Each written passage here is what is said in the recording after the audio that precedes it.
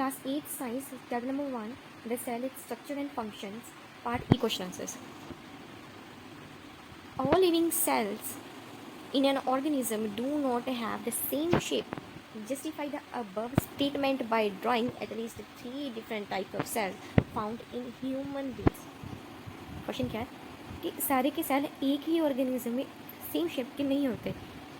आपने बताना है 3 टाइप के सेल बताने हैं जो एक ही ऑर्गेनिज्म में पाई जाती है. यहाँ पे बताया कि ह्यूमन बीइंग में 3 टाइप के सेल्स बताने हैं जो डिफरेंट पाए जाते हैं. ठीक है, ओके. फिर क्वेश्चन है, all cells in an organism do not have the same shape because they are located in different parts of the body. ठीक है, located in different parts of our body.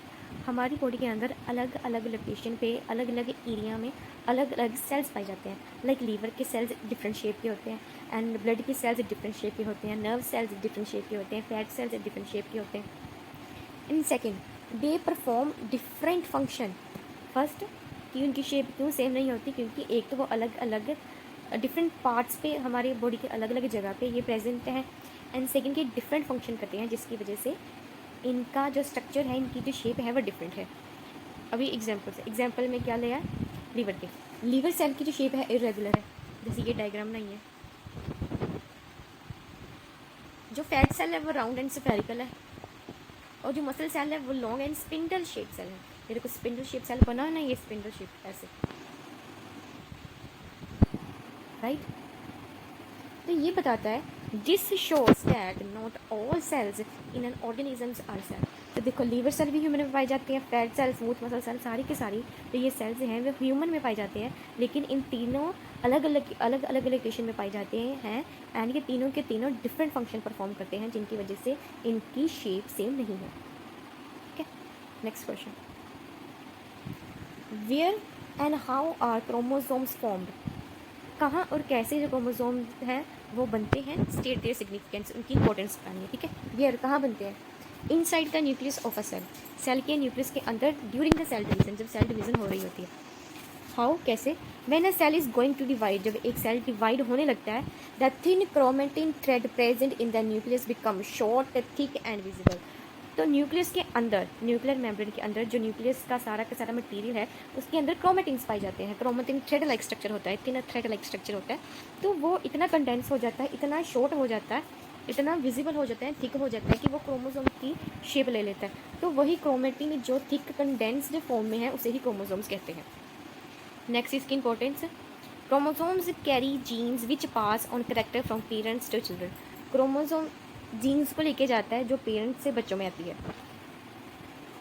Next, with the help of well labelled diagram highlight 3 differences between a plant cell and animal cell. Plant cell में cell wall present होती है, animal cell में absent होती है. Chloroplast and plastids plant cell में होती है and animal cell में एब्सेंट होती है. वैक्यूल जो प्लांट सेल में है वो लार्ज होता है और एनिमल सेल में या तो पूरा का पूरा एब्सेंट होगा, नहीं होगा, या बहुत स्मॉल अमाउंट में प्रेजेंट होगा. जैसे ये डायग्राम नहीं है प्लांट सेल की और एनिमल सेल की. ये बाहर सेल वॉल है जो एनिमल के बाहर नहीं है, एनिमल सेल के बाहर नहीं है. First difference. सेकेंड, क्लोरोप्लास्ट यहाँ पे है, क्लोरोप्लास्ट यहाँ पे कहीं पे नहीं है. Third difference, vacuole. ये वैक्यूल का साइज देखो, ये वैक्यूल का साइज देखो कितना बड़ा है, यहाँ पे वैक्यूल का साइज देखो कितने छोटे छोटे हैं. हो गए 3 difference. Question 4, write the function performed by the following cell organelle. Endoplasmic reticulum. Endoplasmic reticulum क्या बनाती है, प्रोटीन्स एंड फैट ट्रांसफर करती है और ये बनाती है protein and fats. Golgi apparatus, packaging and sending material that produced by the cell. जो सेल ने जो भी प्रोडक्ट बनाया, जो भी मटेरियल बनाया, उसको पैक करके उसको एक जगह से दूसरी जगह भेजती है. न्यूक्लियस क्या है, act as the brain of the cell, cell के ब्रेन को कहते हैं. And control all cell activity, सारी की सेल एक्टिविटीज़ कौन करता है, न्यूक्लियस. क्रोमोप्लास्ट. क्रोमोप्लास्ट क्या है, chromo means colour and plast means plastic. ये वो प्लास्टिड है जो फ्रूट, फ्लावर एंड वेजिटेबल को कलर प्रोवाइड करती है. Vacuole. Vacuole work like storage bank, जहाँ पे पानी स्टोर होता है, फूड स्टोर होता है, वेस्ट प्रोडक्ट स्टोर होता है. जैसे एग्जांपल में अमीबा था, अमीबा ने जब खाना अंदर लेना तब भी वैक्यूल की फॉर्म में लेना है, डाइजेशन भी वैक्यूल की फॉर्म में करनी है, एंड जब बाहर वेस्ट भेजना है तब भी वैक्यूल की फॉर्म में ही भेजना है. Next है mitochondria. It is known as the powerhouse of the cell as it produces energy in the form of ATP and then this energy got used by cell for the various function. Mitochondria को power house of the cell भी कहते हैं क्योंकि ये क्या बनाता है, ये एनर्जी बनाता है ATP की फॉर्म में और ये ATP की जो एनर्जी है इससे सेल अपने वेरियस फंक्शंस को परफॉर्म करने के लिए यूज़ करता है. The cell membrane is a very important component of a cell. If it is damaged तो क्या इम्पैक्ट पड़ेगा सेल के फंक्शन. ठीक है, the cell membrane is a very important component of a cell. How is damage the cell membrane likely to impact the function of the cell.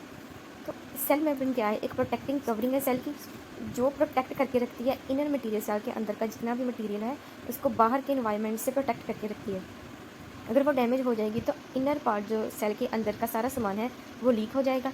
The inner parts of the cell will leak out. Second, harmful things can enter. जो भी harmful things है जो cell membrane ने बचा के रखी है बाहर वो अंदर आ सकती हैं. Third, all cell function will stop. सारे के सारे सेल फंक्शन जो काम है वो रुक जाएंगे. And cell will not work properly. Cell अच्छे तरीके से काम नहीं कर पाएगा. And finally the cell will die. Cytoplasm and other organelles जो सेल के अंदर प्रेजेंट होगी वो भी बाहर आ जाएंगे. इवेंचुअली जो सेल है वो ख़त्म हो जाएगा. Last question. Define the term cell for plants and animals. Name the different organelles that make a cell. Explain why none of these is called a structural and functional unit of life.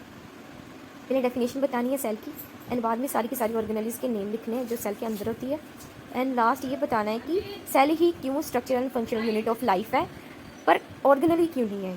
ठीक है, cell ही क्यों, organelle क्यों नहीं. देखो, cell is the smallest unit of life, सबसे छोटी unit of life है. And it is a building block of all living organism. सारे के सारे लिविंग ऑर्गेनिज्म को बनाने वाला कौन है, एक cell. It is a fundamental and structural unit of life.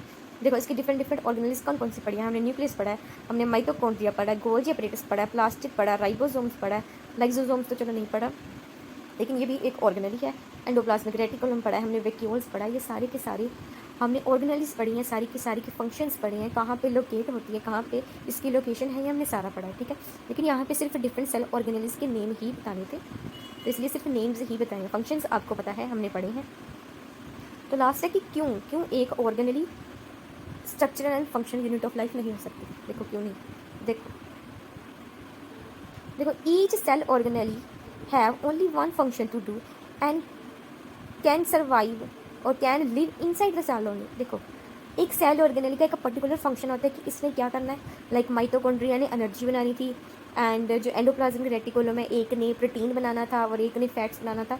ऐसे सभी का अपना अपना फंक्शन है कि इसने यही फंक्शन करना है और ये सेल के अंदर ही पाई जाती हैं, सेल के बाहर नहीं पाई जाती. ठीक है, आपने सेल की एक एग्जाम्पल पढ़ी है जो सिंगल सेल लाइक अमीबा है, पैरामीशियम है, यूगिलीना है, बैक्टीरिया है. वो एक ही सेल है लेकिन वो एक ही सेल अकेला सर्वाइव कर सकता है. राइट, लेकिन आपने कोई एग्जाम्पल पढ़ी है ये अकेली ऑर्गेनली जो सर्वाइव कर रही हो.